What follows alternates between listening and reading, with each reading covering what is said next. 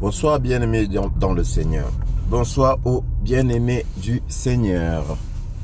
Notre merveilleux Seigneur Jésus-Christ, le roi des rois, le Seigneur des seigneurs.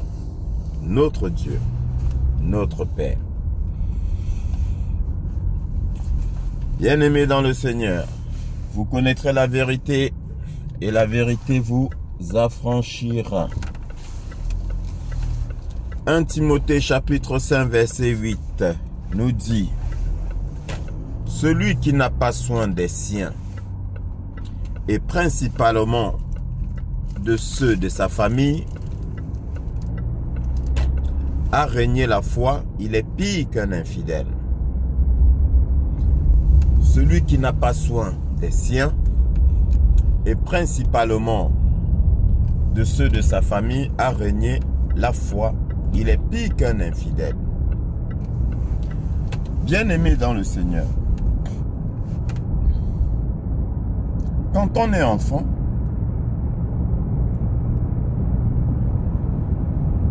notre principal rêve, objectif, c'est de gagner beaucoup d'argent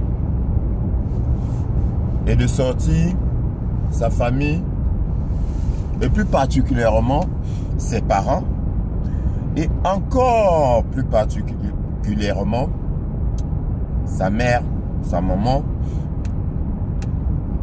de la galère, de la souffrance, voire de la misère. Bien-aimé, c'est le rêve de tout enfant. Quand je serai grand, maman ne va plus souffrir.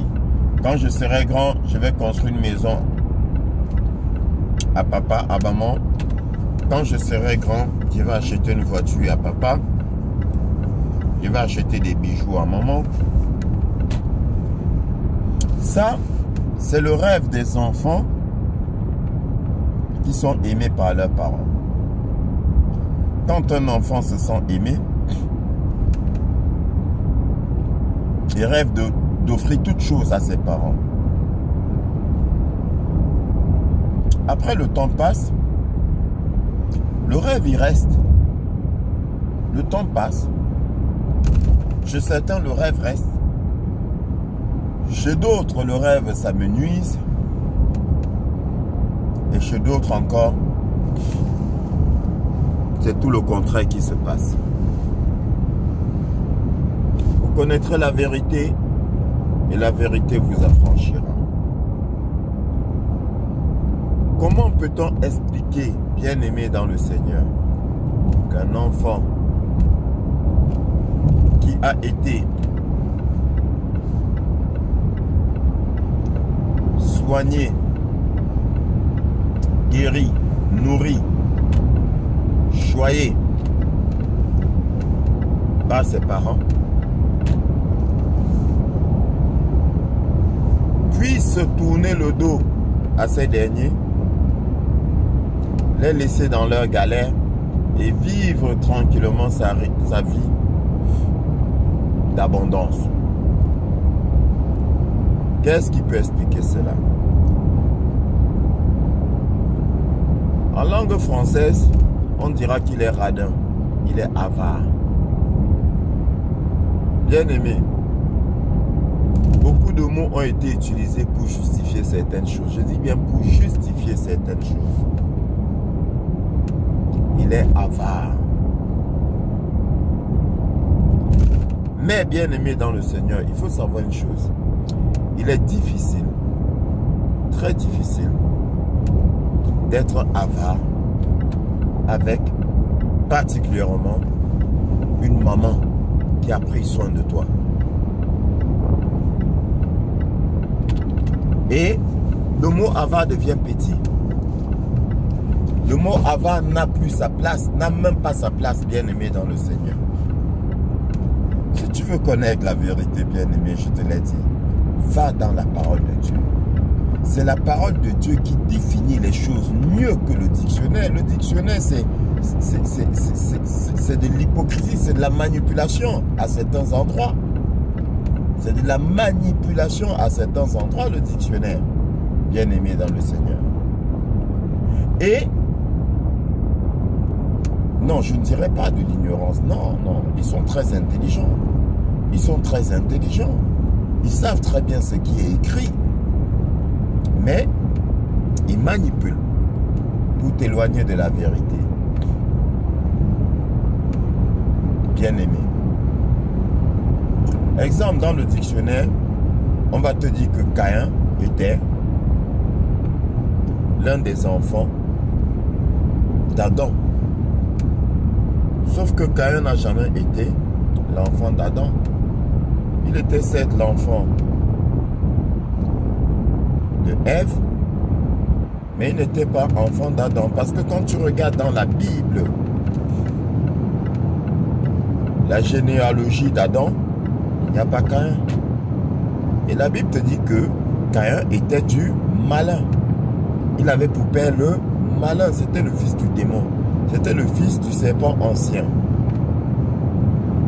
Bien-aimé dans le Seigneur. Dans la Bible, le dictionnaire, pardon, à certains endroits, n'est autre qu'une manipulation. Donc, le mot avant la bien-aimée n'a pas sa place en ce qui concerne un enfant qui ne prend pas soin de ses parents, de sa famille. Le mot avant n'a plus sa place. Parce que quand ta mère a pris soin de toi, elle t'a nourri avec son sein, elle t'a nourri avec le fruit de son dur labeur, de son travail, elle t'a soigné, elle t'a lavé, elle t'a soigné, elle t'a envoyé à l'école. Bien-aimé dans le Seigneur, tu es sorti de l'école, c'est elle encore qui t'a cherché du travail. Elle a toqué de porte en porte pour que tu aies du travail. Tu as eu du travail. Elle t'a aidé à te bâtir. Elle t'a aidé à te marier. Elle t'a aidé à te construire. Bien-aimé dans le Seigneur. Et au final, tu la traites comme une étrangère, pire qu'une étrangère. Pourquoi? Nous repartons dans la Bible. 1 Timothée, chapitre 5, verset 8.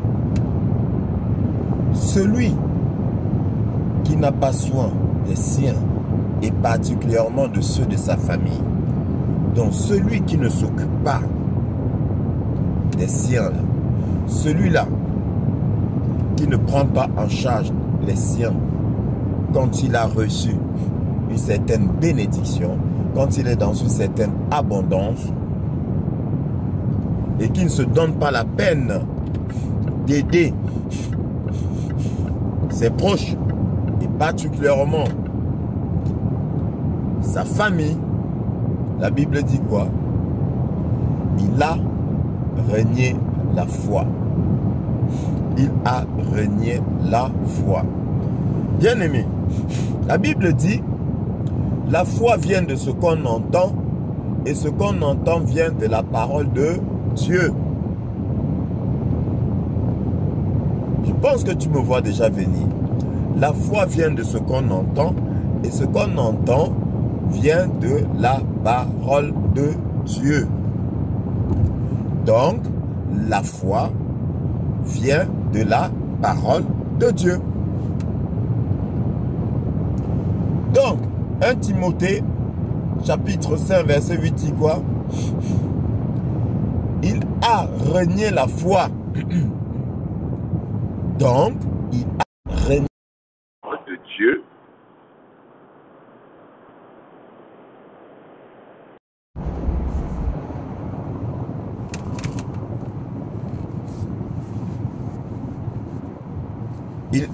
Excuse-moi bien-aimé dans le Seigneur, j'ai eu un appel, je suis désolé. Il a renié la foi, donc il a renié la parole de Dieu. Et pour être plus précis, il a renié Dieu. Il est pire qu'un infidèle. Bien-aimé, je t'ai dit qu'il faut prendre le soin de bien analyser tout ce qui est écrit dans la Bible. Prends les paroles, cherche les définitions et analyse bien. Parce que c'est la Bible, je t'ai dit, la Bible est spirituelle. Bien-aimé, car nous sommes esprits dans un corps et non un corps avec un esprit. L'homme est esprit. Créons l'homme à notre image. Dieu a créé l'homme à son image. Or, la Bible te dit que Dieu est esprit. Donc, l'homme est esprit. Ensuite, il a fait un corps à l'homme. Donc, ceci est notre véhicule. Prends la Bible de façon spirituelle et tu comprendras mieux. Donc, analyse en profondeur les paroles de la Bible, bien-aimée dans le Seigneur. Analyse-les en profondeur et tu comprendras mieux. Il a renié la foi, il est pire qu'un infidèle. Voilà ce que la Bible dit de celui-là qui n'a pas soin de ceux de sa famille. De ceux de sa famille. Alors imagine qu'il s'agisse maintenant précisément de sa mère. Celle-là qu'il a portée dans son ventre pendant au moins 7 mois pour les prématurés, peut-être 6, et 9 mois pour ceux qui sont arrivés à terme. 9 mois de grossesse, 9 mois dans son ventre, qu'il a mis au monde, qui lui a donné de l'amour, de la chaleur, de la tendresse, de la nourriture, qu'il a soigné, qu'il a habillé, qu'il a envoyé à l'école, qui allait le chercher à l'école, qui a tout fait pour le mettre dans les meilleures écoles possibles, en fonction de ses moyens, qui ne dormait pas quand il était malade, ou quand il avait faim, qui allait travailler mais qui se rassurait que son enfant mange. Au retour du travail, elle fait à manger et lui donne à manger. Qui l'a aidé dans ses échecs, qui n'a pas lâché prise. Il est sorti de l'école. Elle lui a cherché du travail en toquant à toutes les portes. Pour qu'il ait du travail. Qui a pleuré pendant qu'il était au chômage. Parce qu'elle s'inquiétait pour lui.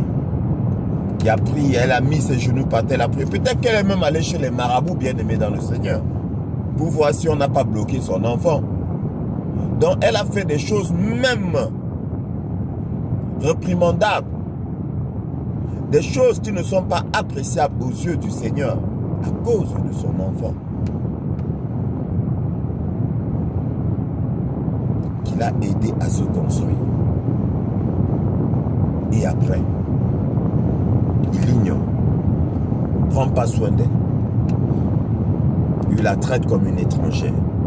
La Bible dit, il a renié la foi, il est pire qu'un infidèle. Ça veut dire quoi, bien-aimé? Nous n'allons pas passer par 4 chemins. Bien-aimé, ça veut dire que quand vous voyez un enfant dans une famille, on vous dit qu'il est riche. On vous dit qu'il est bourré de fric là. Il a beaucoup d'argent. Mais autour de lui, là, il y a la misère. Autour de lui, ses parents souffrent. Sa mère souffre. N'en parlons pas de ses frères. Bien-aimé, il a trempé.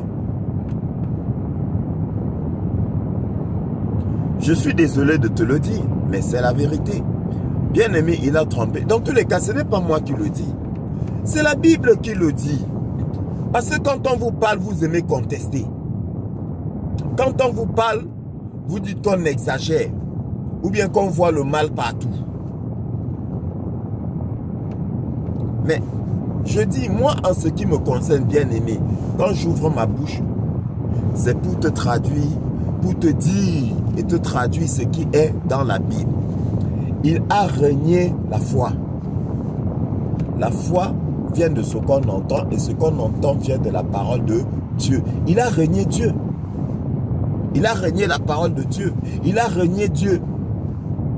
Mais quand tu renies Dieu, bien-aimé dans le Seigneur, tu fais allégeance à qui?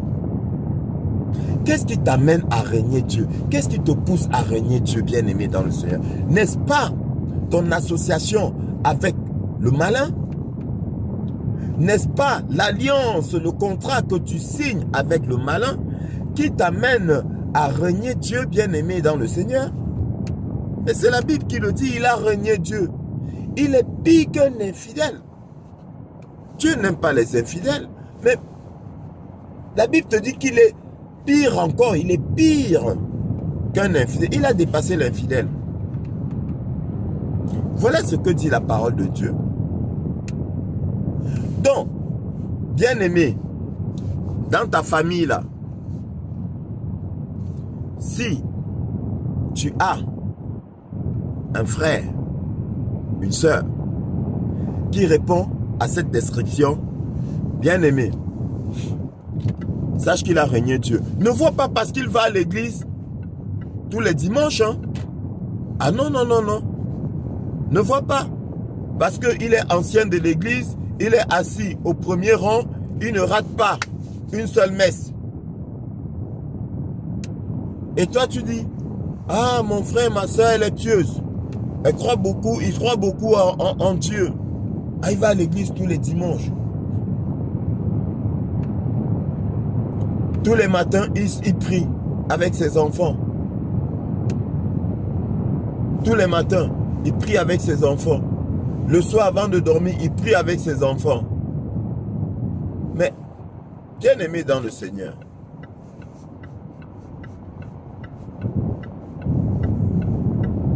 ce n'est pas parce que quelqu'un va à l'église tous les dimanches, ce n'est pas parce que quelqu'un prie. Ce n'est pas parce que quelqu'un prie tout le temps, tu le vois prier, ou bien dès qu'on pose une nourriture à table, comme je vois beaucoup faire, même quand il y a du monde, il fait le signe de croix pour montrer qu'il prie avant de manger. Ce n'est pas parce qu'une personne fait cela que ça signifie que cette personne-là est avec Dieu ou que cette personne-là aime Dieu. Faux. Faux. C'est même les plus dangereux qui font cela. C'est même les plus dangereux qui font cela.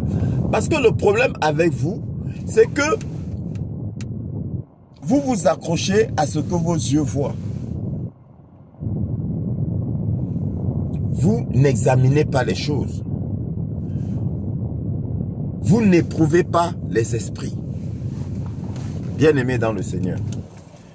Vous n'éprouvez pas les esprits. Vous n'éprouvez pas les gens. Vous n'avez pas le discernement. Demande le discernement au Seigneur. Demande à Dieu de te donner le don de discernement.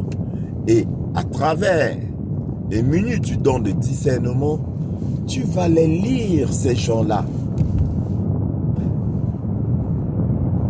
À travers une loupe qui est la parole de Dieu. Parce que c'est fort de la parole de Dieu, bien-aimé, que nous disons si un esprit est de Dieu ou pas. La Bible demande de ne pas prêter foi, de ne pas donner foi à tout esprit, mais d'examiner les esprits pour savoir s'ils sont de Dieu. Examiner, éprouver les esprits pour savoir s'ils sont de Dieu. Celui qui prie tous les jours, qui va à l'église tous les jours et qui n'aime pas son prochain, comment peux-tu prétendre qu'il aime Dieu par exemple? Parce que le Seigneur dit à ses disciples, quand tu lui demandes, Seigneur, c'est quoi le plus grand des commandements? C'est quoi le plus grand des commandements? Au final, qu'est-ce que le Seigneur lui dit? Tu aimeras ton prochain comme toi-même. Il leur a donné le premier commandement. Tu aimeras ton Dieu de tout ton cœur, de toute ton âme, de tout ton esprit. Tu aimeras lui et lui seul. Ensuite, tu aimeras ton prochain comme toi-même. Et après, qu'est-ce qu'il dit? Ah, et ainsi, il ne subsiste qu'un seul commandement, tu aimeras ton prochain comme toi-même. Ton prochain, c'est qui, bien-aimé dans le Seigneur? Ta mère n'est-elle pas ton prochain? À moins qu'elle ne soit dotée d'un autre esprit. Mais en attendant de le prouver, ta mère, c'est ton prochain. Alors, explique-moi comment peux-tu prétendre aimer Dieu quand tu n'es pas capable de prendre soin de ta mère, bien-aimée dans le Seigneur? Je veux comprendre. Explique-moi. Elle a pris soin de toi. Explique-moi comment est-ce que toi, tu n'es pas capable de prendre soin d'elle, ne serait-ce qu'elle.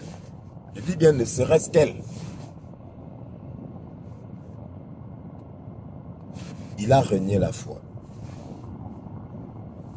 La Bible est en train de te dire que celui-là, il n'est plus avec Dieu. Si jamais il a été un jour, du moins il n'est plus avec Dieu. Il a signé un pacte avec le malin. Il n'y a que le malin bien-aimé dans le Seigneur pour écraser le rêve, le bon rêve.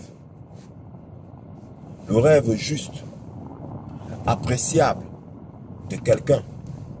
Parce qu'il est appréciable de rêver, de prendre soin de ses parents, de sa famille. C'est louable. Il n'y a que le malin qui est capable d'écraser cela. Il n'y a que le malin qui est capable, bien aimé dans le Seigneur, de t'empêcher cela. Et pourquoi est-ce qu'il empêcherait cela? Parce que tu es devenu son sujet, bien aimé dans le Seigneur. Parce que tu es devenu son sujet. Beaucoup de parents le savent, surtout les mamans, vous le savez. Parce que bien aimé dans le Seigneur, une mère connaît ses enfants. Le reste n'est qu'hypocrisie. Hein? Une mère connaît ses enfants. Elle grandit, elle les voit grandir, elle est proche d'eux, elle les analyse, elle les juge, elle connaît ses enfants. Et après, vous allez voir la maman dire, « Ah, je ne comprends pas, hein. Je ne sais pas pourquoi mon fils, il est comme ça, il me traite comme ça. » Si, elle sait. La plupart du temps, il y a des exceptions. Mais 90% des mamans savent. Bien aimé, c'est moi qui te le dis. 90% des mamans savent pourquoi leur enfant est comme ça. Mais elle ne veut pas l'accepter. Elle ne veut pas se l'avouer. Ou elle fait semblant de ne pas l'accepter. Parce que elle ne veut pas la honte. Mais bien aimé, quand tu es en Christ, tu ne cherches plus à plaire aux hommes. Non. Quand tu es en Christ, tu ne cherches plus à plaire aux hommes bien-aimés dans le Seigneur. Si j'ai la preuve que mon enfant a pactisé avec le malin, bien-aimé, je serai le premier à le dire. Ne pense pas un seul instant que j'aurai honte de le dire. Ah, parce que celui qui a honte de le dire, c'est celui qui ne connaît pas la parole. Attention, je ne dis pas que ça ne me fera pas mal. Bien sûr que j'aurai mal, c'est mon enfant bien-aimé dans le Seigneur. Aucun parent n'aimerait que son enfant baptise avec le malin. C'est mon enfant. D'autant plus que, en tant que serviteur de Dieu, ce serait la dernière chose qui pourrait arriver à mon enfant bien-aimé dans le Seigneur. Mais, ça peut arriver. Parce que Dieu est Dieu. Parce que tout contribue à la gloire de Dieu. C'est lui qui décide. C'est lui qui décide. Et qui suis-je pour lui demander pourquoi? Non, c'est pas possible. Tout homme aux yeux de Dieu n'est que néant. Et qui es-tu, homme, pour demander à ton Créateur pourquoi il fait telle ou telle chose. Qui es-tu? Tout homme aux yeux de Dieu n'est que néant. Oui, bien-aimé dans le Seigneur. Donc, quand tu as la connaissance de la parole de Dieu, bien-aimé, tu es préparé. Tu es préparé. C'est au bon vouloir du Seigneur. Bien sûr, nous œuvrons, nous donnons des conseils, nous exhortons, nous enseignons pour donner des bonnes valeurs à nos enfants. Mais bien aimé, la plante là, le maïs que tu as semé là, tu sèmes non? Tu arroses, mais qui fait pousser? Est-ce toi qui fais pousser? Non, ce n'est pas toi qui fais pousser, bien aimé dans le Seigneur. C'est le Seigneur qui fait pousser. Donc, tu peux choisir les meilleures semences possibles, choisir la meilleure terre possible, planter, arroser, et au final, rien. Rien, parce que c'est Dieu qui fait pousser, bien aimé. Oui. Ainsi en est-il de nos enfants, raison pour laquelle nous confions, bien aimé, je te conseille. Ce n'est pas parce que tu donnes une bonne éducation à ton enfant, bien aimé, que demain ton enfant ne va pas se perdre. Hein? Non. En plus de la bonne éducation, il faut confier ton enfant à Dieu, il faut supplier le Seigneur qu'il prenne soin de lui. Tu éduques ton enfant, tu le mets en garde, oui, mais après, est-ce que tu es avec lui? Quand il sort, est-ce que tu es avec lui? Quand il va avec des copains, copines, là, est-ce que tu es avec lui? On peut le manipuler. On peut lui tendre un piège. Bien aimé, c'est Dieu qui garde nos enfants. Nous devons confier nos enfants au Seigneur en plus de la bonne éducation que nous devons leur donner.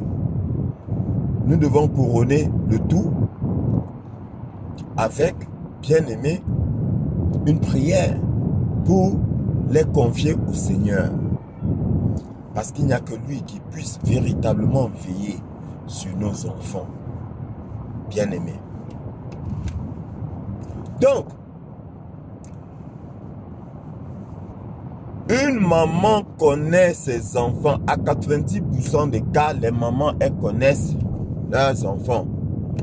Donc, l'enfant là, qui se comporte ainsi, la mère, c'est pourquoi. Il y a de fortes chances qu'elle le sache. Mais, elle a honte. Bien aimé. Elle a honte. Elle va venir se plaindre chez toi. Hein, mais elle sait. Elle sait pourquoi. Je dis bien à 90%, hein, je ne vais pas dire à 100% des cas, parce qu'il y a l'ignorance.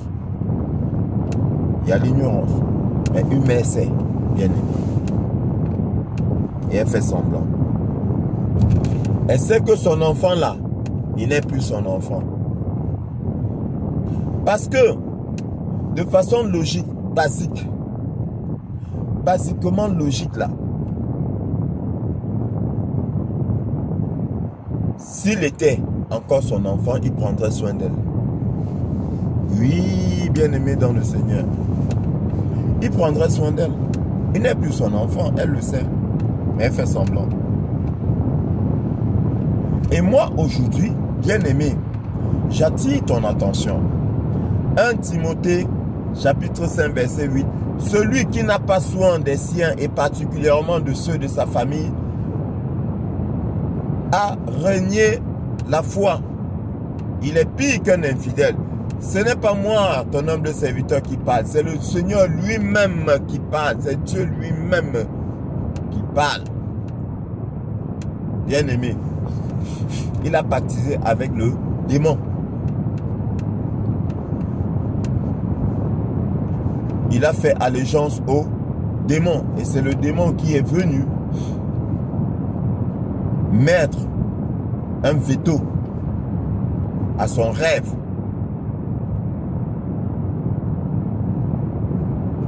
De combler sa mère. C'est le démon qui est venu mettre un thème là-dessus. Donc, comme j'ai dit tantôt, si dans ta famille, tu as un frère, un oncle, une soeur, une tante, qui que ce soit, bourré d'argent là. Parce que, bien aimé dans le Seigneur, je t'ai dit que le Seigneur m'a fait vivre toutes choses.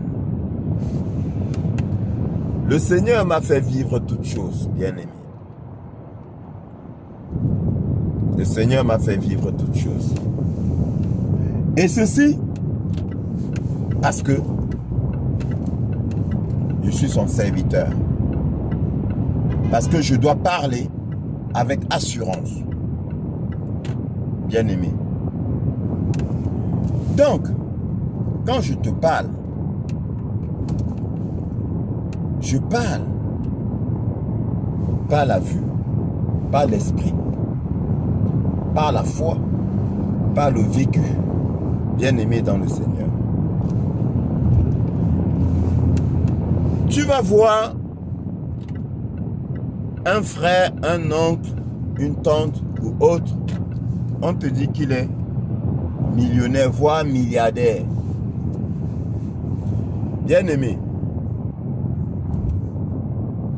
Et tu vois les parents, c'est à peine s'il peut faire à manger avec un morceau de viande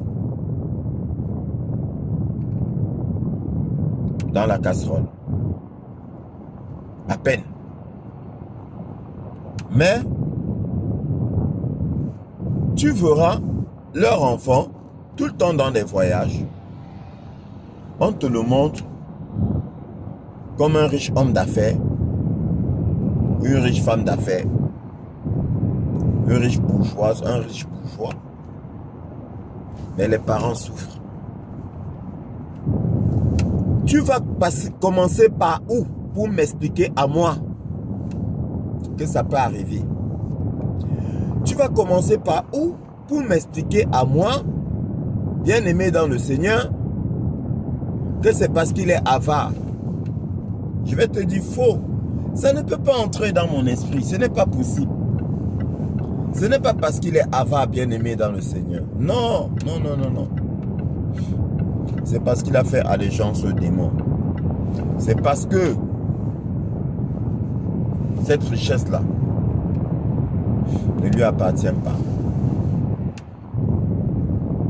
Ça provient du malin, du voleur. Oui. Bien aimé, lis la parole.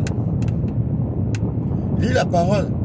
Et arrête de faire semblant. Arrête de te mentir. Vous connaîtrez la vérité et la vérité vous affranchira.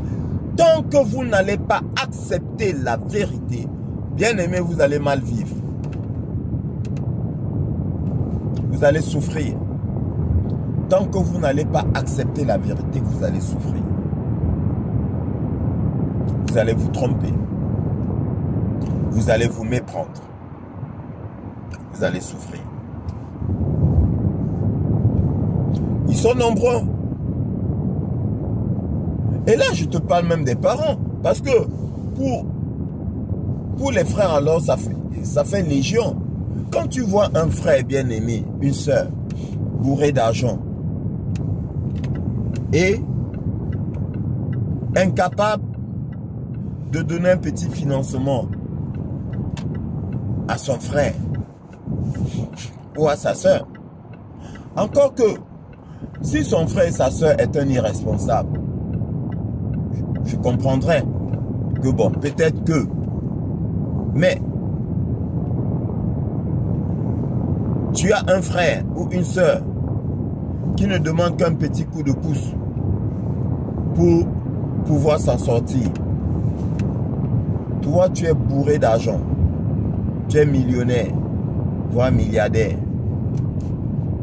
Mais tu n'es pas capable de le faire.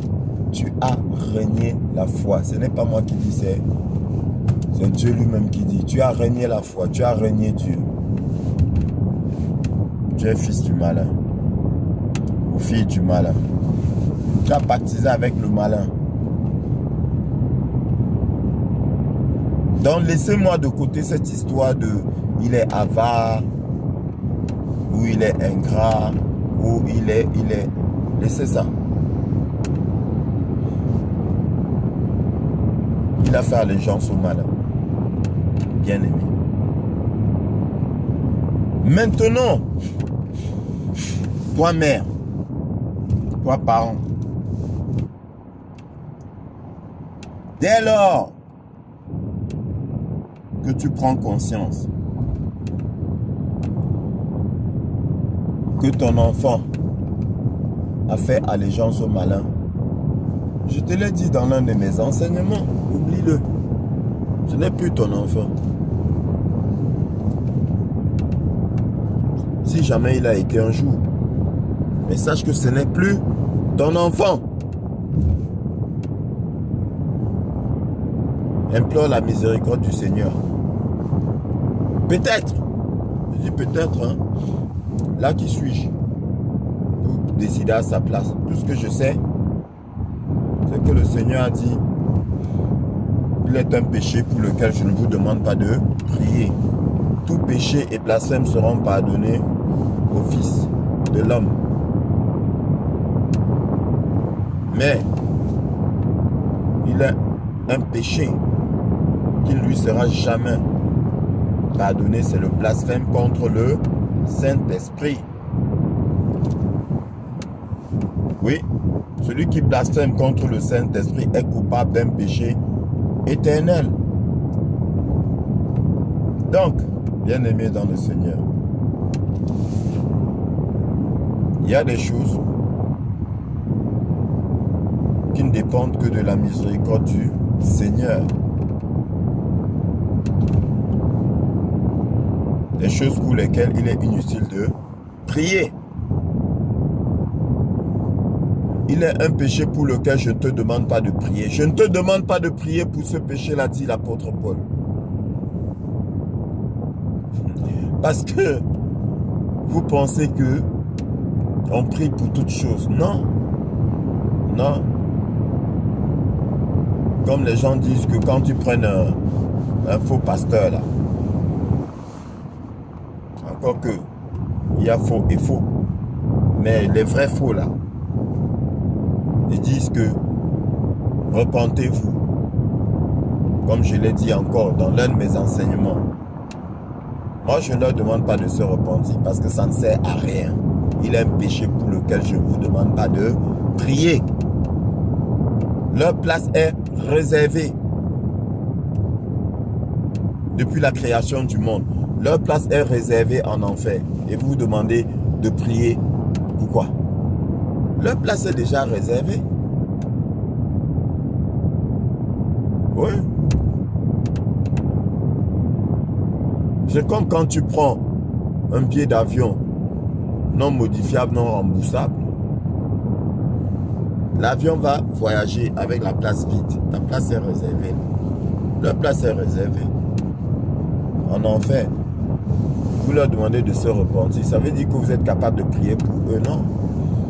Il est un péché pour lequel je ne te demande pas de prier, dit l'apôtre Paul. Donc, si vous voulez élever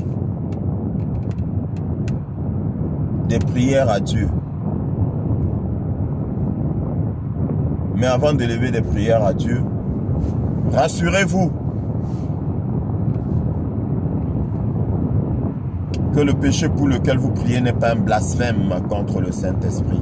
Parce que sinon, il est inutile de prier. Ce n'est pas moi qui parle. Il est inutile de prier, bien-aimé dans le Seigneur. Donc toi, mère, comme je disais, toi, parent, toi, frère, soeur, si ton fils, ton frère, ta soeur est dans cette situation, oublie-le. Oublie qu'il est ton frère. Oublie qu'elle est ta soeur. Oublie qu'il est ton fils. Oublie qu'elle est ta fille. Oublie. Il ne l'est plus. Dans tous les cas, s'il l'était, il prendrait soin de toi.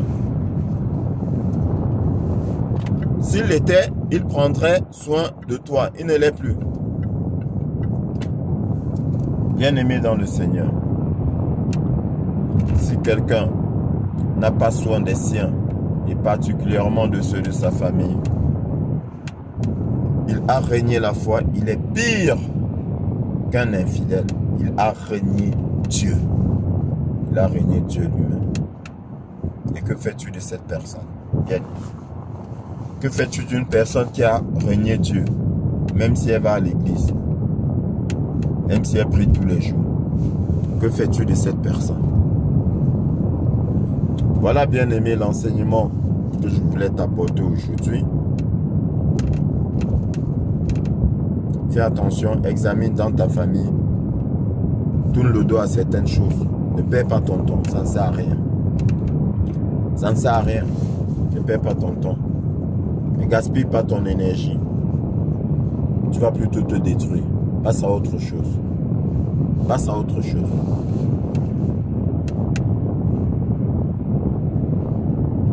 Nous passons tous par ces épreuves,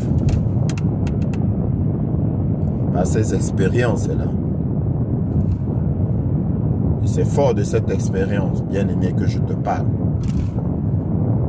En tant que serviteur de notre merveilleux Seigneur Jésus-Christ. Vous connaîtrez la vérité et la vérité vous affranchira. Mais la bonne nouvelle, c'est que Dieu t'a choisi. Toi, bien aimé dans le Seigneur. C'est un grand privilège que tu as reçu. C'est un immense privilège que tu as reçu. Laisse celui-là. Laisse celui-là et rends grâce à Dieu parce que tu n'es pas comme lui. Rends grâce à Dieu. Que le Seigneur te bénisse.